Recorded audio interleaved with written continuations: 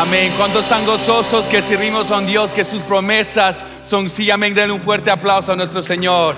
Gloria sea el Señor. Bueno, familia, bienvenidos a todos. Mi nombre es Gabriel Orellana y sirvo como uno de los pastores aquí en Christ Fellowship. Y hoy también tengo el gran honor, el gran privilegio de traer la palabra de Dios. Entonces quiero también aprovechar y saludar a todos los que nos están viendo en Sefin Internet y a todas nuestras sedes por todo el condado de Miami-Dade. Les queremos dar una gran bienvenida. Primero, demos un fuerte aplauso para todos los que nos están viendo. Estamos tan contentos que ustedes están aquí con nosotros. Por favor, queden separados para la lectura de la palabra de Dios. Vamos a estar en el libro de Santiago, en el Nuevo Testamento, Santiago capítulo 1.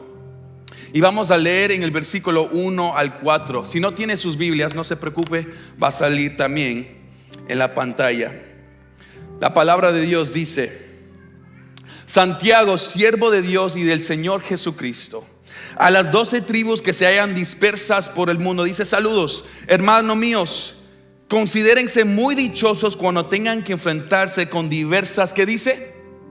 Vamos, diga lo que dice: pruebas. Pues ya saben que la prueba de su fe produce constancia, y la constancia debe llevar feliz término la obra, para que sean perfectos e íntegros sin que les falte nada. Oremos ahí. Padre celestial del Señor, venimos ante ti en este momento. Te damos gracias, Señor, que podemos estar aquí, Señor. Todos los que están viendo, que pudimos alabar tu nombre con canción. Y ahora, Señor, te vamos a alabar, Señor, a través de tu palabra. Señor, abre nuestros corazones y nuestras mentes para lo que tú tienes en el día de hoy. Cualquier distracción que hay en el cuarto, Señor, en nuestras mentes, Señor, por favor, remuévela, Señor, para que nos enfoquemos en lo que tú tienes para nosotros el día de hoy. Te amamos y que te queremos, Padre, en nombre de Cristo Jesús. Y el pueblo dice: amén y amén. Puede tomar sus asientos. Bueno, familia, quiero comenzar el día de hoy haciéndoles una pregunta. ¿Está bien? ¿Les puedo hacer una pregunta? ¿Sí están conmigo? Bueno, mire, ¿cuál es el dato más importante? Cuando usted se está presentando a alguien, ¿cuál es el dato más importante que usted quiere que esa persona sepa?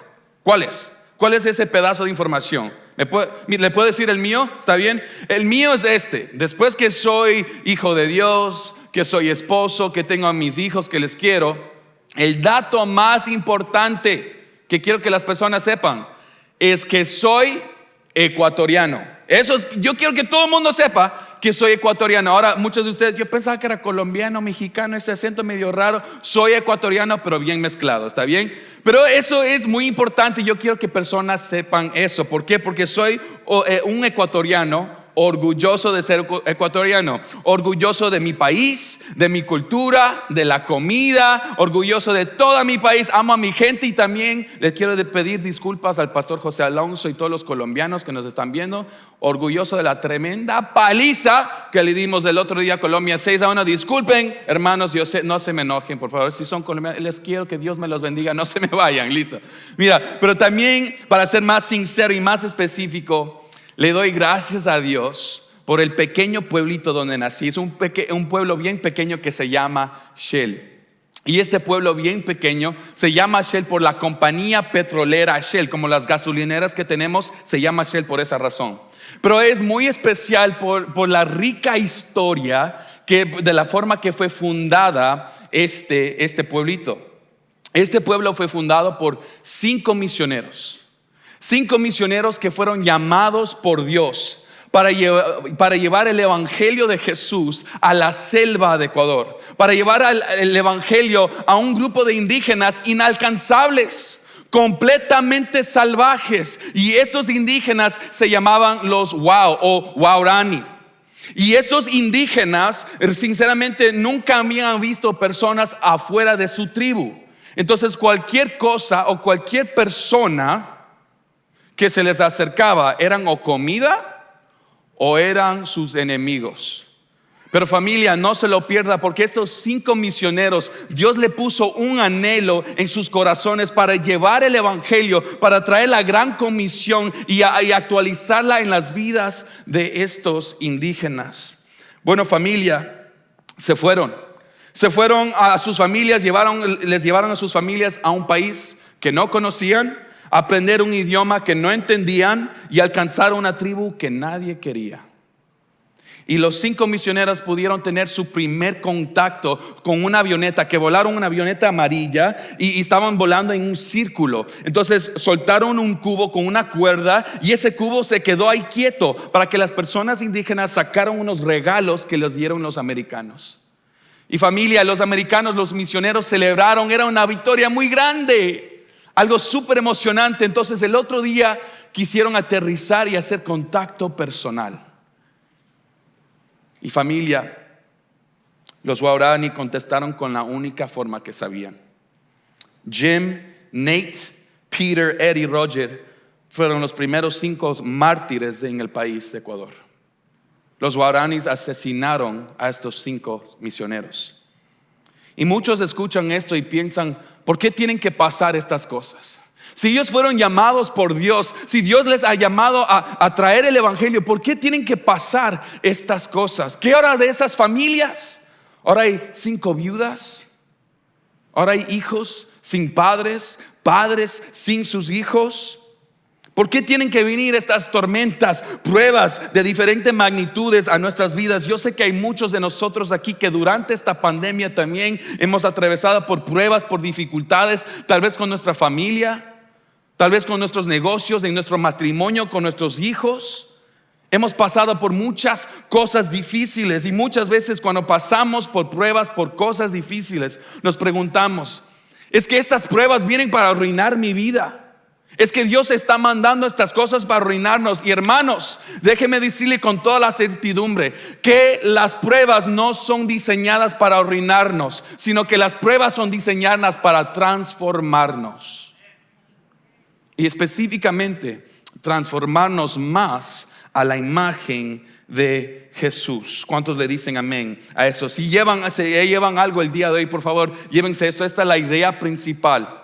Que las pruebas no son diseñadas para arruinarnos, sino para transformarnos. Y si está tomando notas con nosotros en el día de hoy en nuestra aplicación, he titulado el mensaje de hoy, convirtiendo pruebas en victorias. Déjame decirlo otra vez, convirtiendo pruebas en victorias. Alguien diga pruebas.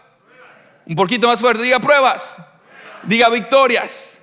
Amén, convirtiendo pruebas en victorias. Y usted tal vez se está preguntando el día de hoy, ¿cómo es que podemos convertir pruebas en victorias? Pero lo vamos a averiguar al estudiar Santiago en ese primer capítulo. Y si está tomando notas, tengo 3 puntos para nosotros en el día de hoy. Puede anotar esto como su primer punto. Para convertir pruebas en victorias, primero tenemos que entender que las pruebas van a venir. Escriba eso como su primer punto. Las pruebas van a venir. Mire lo que dice el pasaje en el día de hoy. Dice, hermanos míos, considérense muy dichosos cuando tengan que enfrentarse con diversas pruebas. Haga pausa ahí un segundito. Note que la palabra que usa Santiago no es si las pruebas vienen o las pruebas durante el COVID. Dice, no es antes de las pruebas de antes de conocer a Cristo. Dice la palabra cuando tengas pruebas. No, si las van a tener cuando tengan pruebas. Es importante como hijo de Dios saber que vamos a tener pruebas en nuestras vidas. Vamos a tener que pasar por dificultades, por tormentas en nuestras vidas. Y familia, hay un concepto, una idea muy equivocada en el mundo del cristianismo.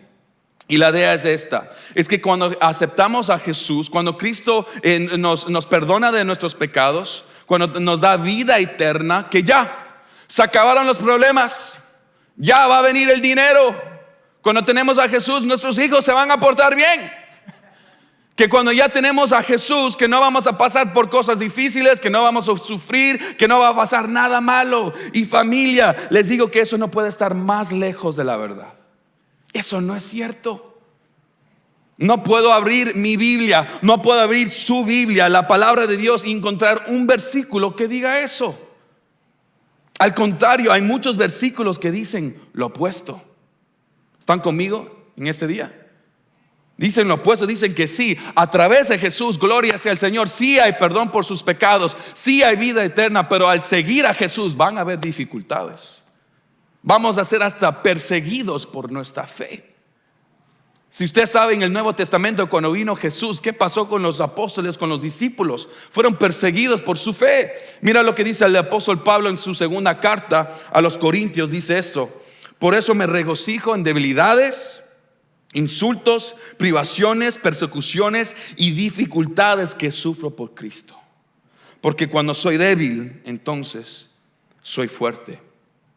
Hermanos, para convertir pruebas en victorias, hay que entender que van a haber pruebas. Es la razón por que Santiago está escribiendo esto. Mire lo que dice el primer versículo que leímos en el día de hoy. Dice esto: Santiago, siervo de Dios y del Señor Jesucristo, a las 12 tribus que se hallan dispersas por el mundo. Ahora ponga pausa ahí, porque esa palabra dispersas significa exactamente eso. Esas 12 tribus y todas las personas en ellas se han esparcido por la persecución del imperio romano. ¿Está conmigo este día? Los judíos que han puesto su fe en Cristo ahora están siendo perseguidos por su fe en Jesús. Y no pueden vivir en el lugar que quieren, el lugar que llaman casa, que se criaron. No pueden vivir ahí porque los romanos están atrás de ellos. Así que Santiago escribe esta carta y comienza recordando al pueblo de Dios que van a haber pruebas, que van a haber dificultades. Pero familia, hay buenas noticias. Es como cantamos aquí. Déjeme recordarle que lo que el enemigo toma para el mal, Dios lo transforma para el bien. ¿Cuántos le dicen amén a eso? Que lo que el enemigo trata de usar para su propósito, no, Dios tiene un propósito más grande que eso. ¿Quién dice amén a eso esta tarde? Amén. Mire, cuando hay un propósito para nuestras pruebas, hay un propósito. ¿Cuál es ese propósito? Por favor, escriba esto como su segundo punto de esta noche. Las pruebas prueban nuestra fe. Es un pequeño trabalengua ahí. Las pruebas prueban nuestra fe. Mire lo que dice ahí el próximo versículo. Dice: considérense muy dichosos cuando tengan que enfrentarse con diversas pruebas, pues ya saben que la prueba de su fe produce constancia. Ahí vemos la palabra prueba con dos significados. En el griego, esa primera prueba donde vemos diversas pruebas se refiere a dificultades. La palabra en el griego es tormentas, cosas difíciles que vamos a tener que pasar. Y la próxima palabra que vemos ahí, significa más como un examen. ¿Están conmigo? Como verificar la calidad o cualidad de algo. Una es dificultad, tormenta, la otra es verificar un examen. Entonces las pruebas prueban nuestra fe. Dios manda las pruebas para probar nuestra fe. Y lo dije correcto, Dios es el que manda las pruebas. ¿Pero qué? ¿Cómo? Dios es la que los manda. Ahora quiero aclarar algo en el día de hoy. Dios manda pruebas para probar nuestra fe, pero hay algunas cosas que nosotros nos traemos a sí mismo, por nuestro pecado, por los errores que cometemos nosotros. Esas pruebas las traemos en sí mismo nosotros. Dios sí manda pruebas para probar nuestra fe, para examinar si tenemos una fe genuina, una fe auténtica. Pero también hay cosas que nosotros estamos pasando. Por favor, su oído, hay cosas que estamos pasando por nuestro pecado, por desobedecerle al Señor. Que el Dios dijo izquierda, nosotros fuimos derecha. Dios dijo derechito y nos fuimos al otro lado. Hay cosas que pasan por nuestro pecado, pero Dios es el que manda pruebas. Pruebas para probar nuestra fe. Pruebas pequeñas, pruebas grandes. Pruebas para ver si tenemos una fe genuina, una fe con constancia, una fe de perseverancia. Yo me acuerdo de cuando Jesús, acuérdense de eso, cuando Jesús estaba con los discípulos y salieron a la barca. Y ahí vino una tremenda tormenta. ¿Se acuerdan de eso? Vino una tormenta. Los discípulos eran pescadores. Eso es lo que ellos hacían profesionalmente. Pero esa tormenta que se formó era una tan salvaje que se estaban asustando. Estaban con las rodillas así, temblando. Y se comenzaron a enloquecer y nos vamos a ahogar, nos vamos a morir. ¿Y quién estaba en la barca con ellos? Cristo Jesús. ¿Y qué estaba haciendo Jesús? Durmiendo. Qué lección tan importante para nosotros hoy. Yo creo que Jesús estaba durmiendo en medio de esa tormenta para que nosotros podamos entender que podemos tener paz en nuestras tormentas. que tenemos que acordarnos que Cristo está en el bote con nosotros. Pero ¿qué pasó en la historia? Que los discípulos se enloquecieron y le despertaron a Jesús. Le dijo: Jesús, no te importa si nos morimos. Entonces Jesús se levanta y se para. ¿Y qué le dice al mar? ¿Qué le dice a las olas? Le dice: silencio, calma. ¿Y qué pasa? De inmediatamente el mar se calma, se queda completamente quieto. ¿Y qué le dice Jesús a los discípulos? ¿Por qué tienen tanto miedo? Son hombres de poca fe. Hermanos, déjeme decirle en el día de hoy que la fe que supera cuando las cosas están bien, que la fe que supera cuando está entrando el dinero, que la fe que supera cuando las cosas están tranquilas, los hijos se están portando bien, el negocio está bien, los grados están bien, que la fe que supera cuando las cosas están bien, pero tan pronto que las tormentas vienen, las cosas difíciles vienen y esa fe se deteriora, esa fe no sirve, esa fe no vale.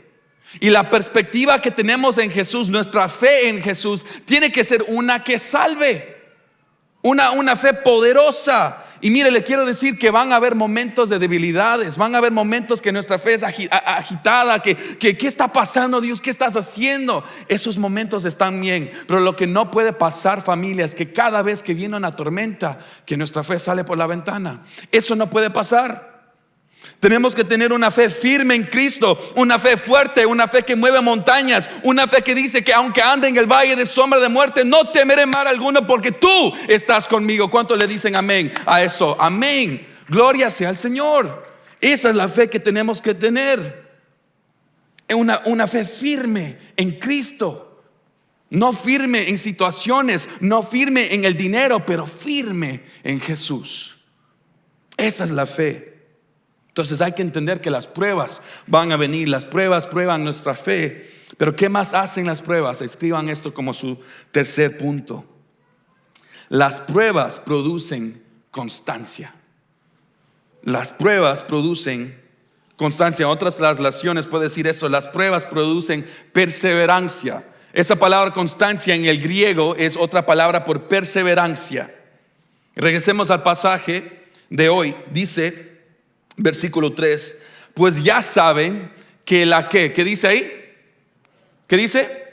Que la prueba de su fe produce ¿qué? Constancia.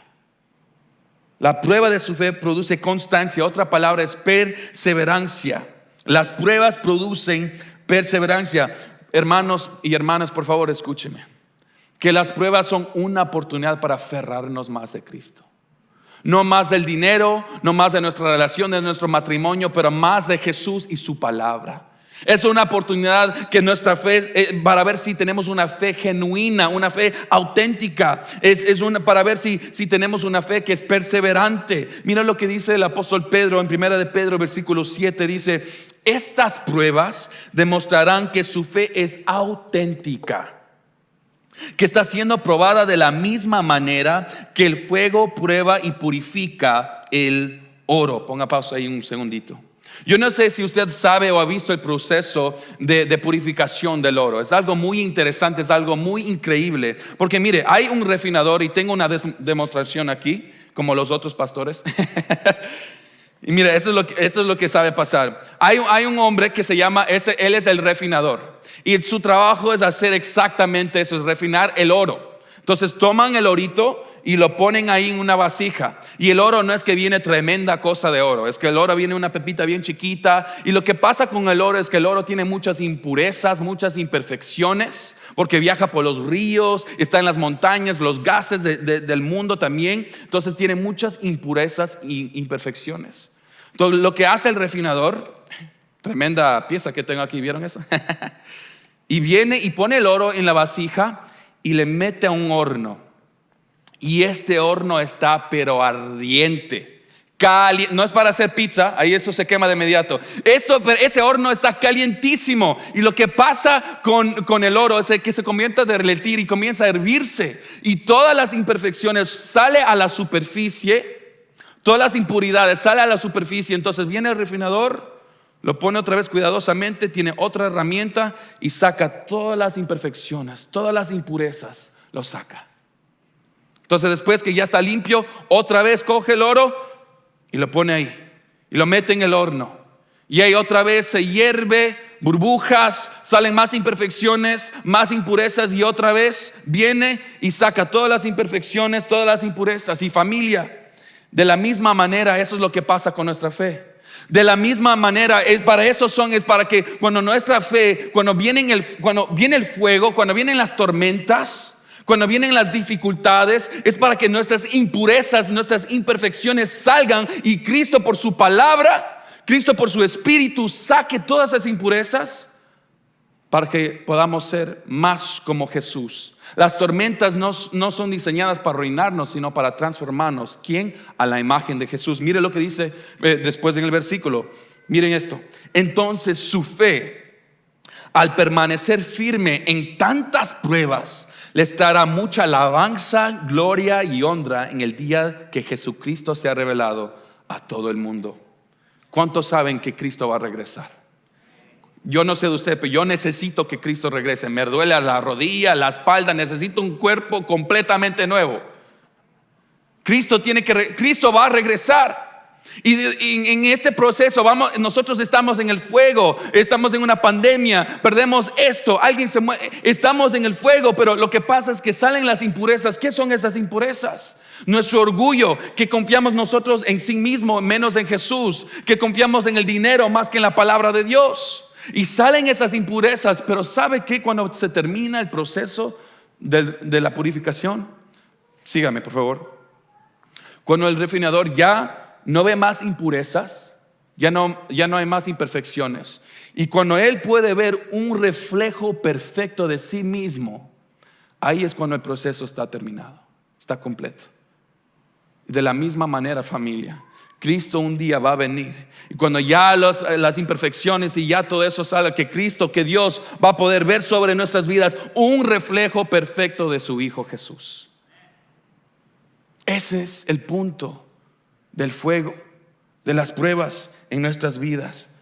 Producen una fe firme en Jesús. Ahora yo sé que muchos de ustedes están diciendo, ok, pastor, entiendo.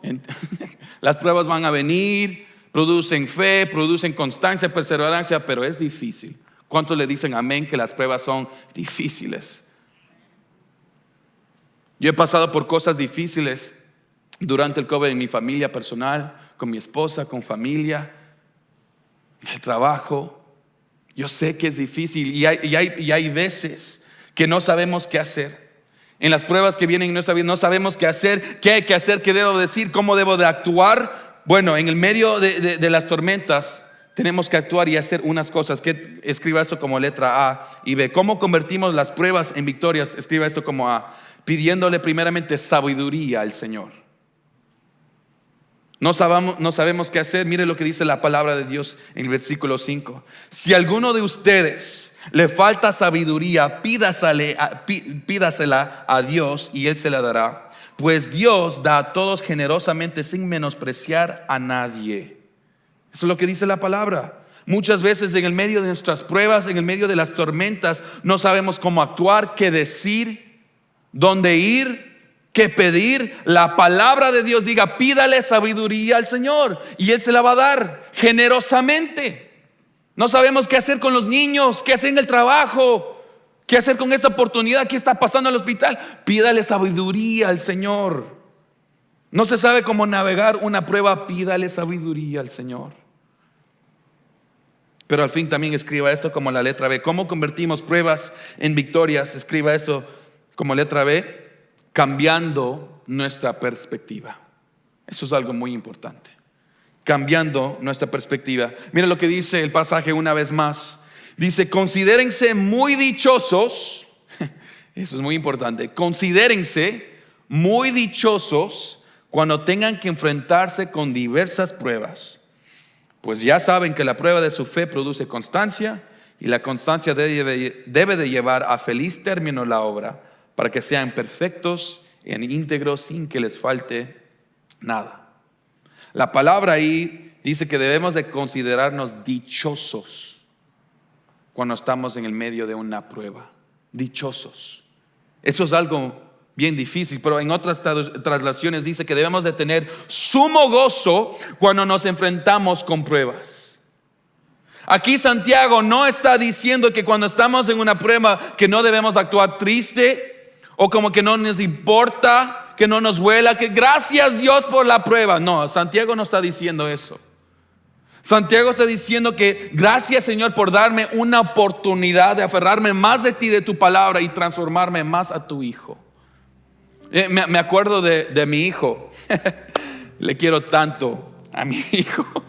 Gracias a Dios luce como su mamá, no como su padre, porque su padre es feo. Pero esta es mi familia, este es mi hijo Lucas, mi esposa Lauren y mi nueva niña Emma que viene. Por favor, un aplauso para eso, gracias.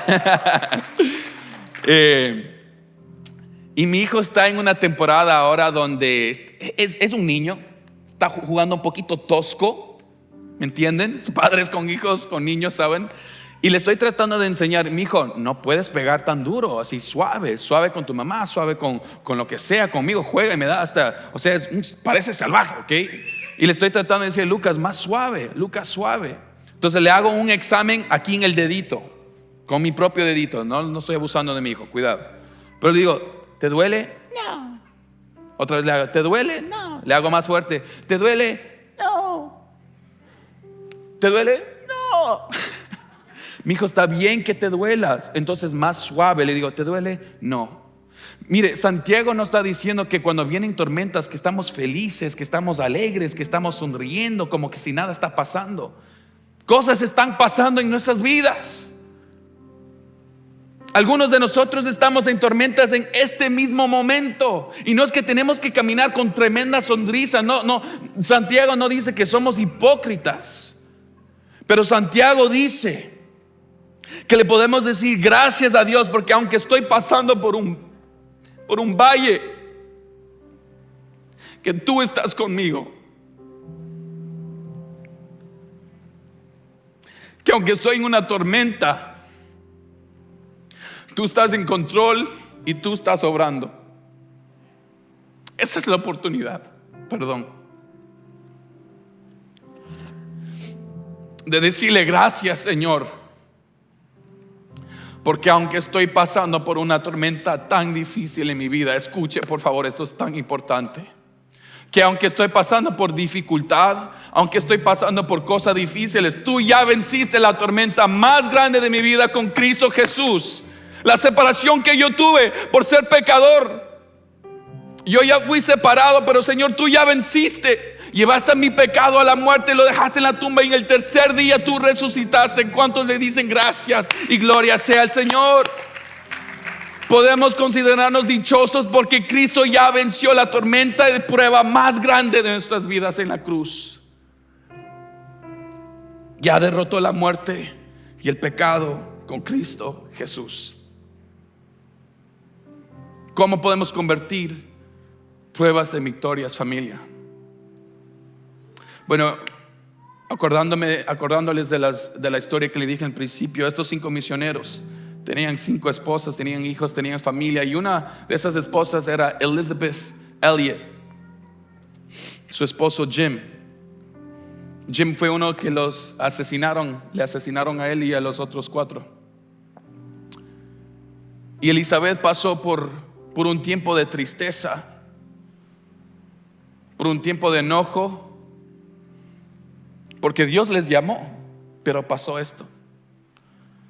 Pero en vez de dejar que el enojo, la amargura viva en el corazón de Elizabeth dijo, voy a convertir esta prueba en victoria. Dios me llamó no solo a Jim, pero Dios me llamó a mí.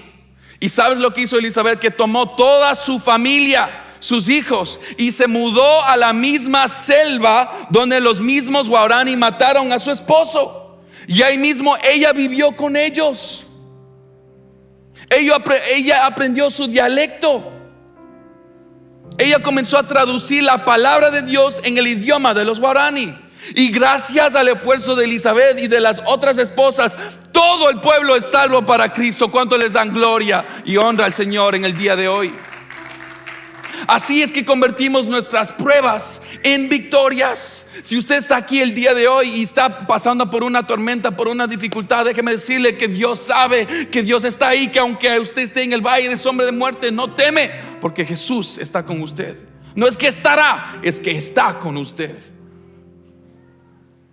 Pero muchos de nosotros tenemos que cambiar nuestras perspectivas. Tenemos que pedirle sabiduría para poder atravesar por esa tormenta. Pero tal vez usted está aquí el día de hoy y se siente solo y ha pasado por tormenta después de tormenta y tormenta sin nadie. Déjeme decirle que Dios quiere ser su Señor y Salvador de su vida. Que el Señor ya venció la tormenta más grande, y eso es su separación y su pecado de Dios. La palabra dice que de tal manera Dios amó al mundo que mandó a su único hijo, Jesús. Cristo vino y vivió una vida perfecta que usted y yo nunca vamos a poder vivir, y tomó sus pecados, mis pecados, sobre sus hombros, y abrió sus brazos y llevó ese pecado pasado, presente y futuro, y lo dejó ahí en la tumba. En el tercer día Él resucitó para que todos en Él crean, no muera, pero más tenga vida eterna. Cristo te ofrece vida eterna el día de hoy. Si usted está sintiendo algo en su corazón, si algo está sintiendo en su alma, esas no son mis palabras, es la palabra de Dios, es el Espíritu Santo ahorita trabajando en su vida. Abra su corazón, órele a Él en este día. Oremos, familia. Padre celestial, Señor, venimos ante ti. Te damos gracias, Señor, y honra, Señor. Gracias porque aunque muchos de nosotros estamos pasando por tormentas en nuestras vidas, Señor, tú eres Dios, tú eres Rey, Señor, tú estás sentado en tu trono. Aunque, Señor, nuestro país está yendo por tormentas y por cosas, nosotros también como personas, Señor, te damos gracias porque tú todavía estás en control. Tú, Señor, estás obrando en nuestras vidas y estás haciendo algo que aunque nosotros no lo podemos ver, tú estás obrando. Pero Padre, te pido por las personas que tal vez en este día, Señor, necesitan cambiar su perspectiva, tal vez te necesitan pedir sabiduría, Señor. Te pido, Señor, que tú rompas sus corazones y les demuestres que el dinero no les va a traer felicidad, que su negocio creciendo tampoco, que sus hijos comportándose, que su matrimonio. No, Señor, tú eres el único que puedes hacer eso. Entonces, Padre, Señor, danos una nueva perspectiva, danos sabiduría en el día de hoy, Señor. También te pido por todos ellos que están escuchando que, Señor, necesitan una perspectiva nueva, Señor, no solo en el mundo, pero sobre ti. Te pido, Señor, que ellos hoy puedan decidir que tú eres Señor y Salvador de sus vidas. Señor, mueve, Señor, como nunca antes en el día de hoy, Señor, en todas nuestras sedes. Haz algo que solo tú puedes hacer. Y te prometemos, Señor, que te vamos a dar toda la gloria y toda la honra en nombre de Cristo Jesús. Oramos. Amén. Amén. Denle un fuerte aplauso a nuestro Dios. Bueno, familia, realmente es un privilegio estar aquí, pero en este momento voy a llamar a todos nuestros pastores de nuestras sedes que vengan y que cierren el servicio. Los amo, que les quiero, que Dios me los bendiga.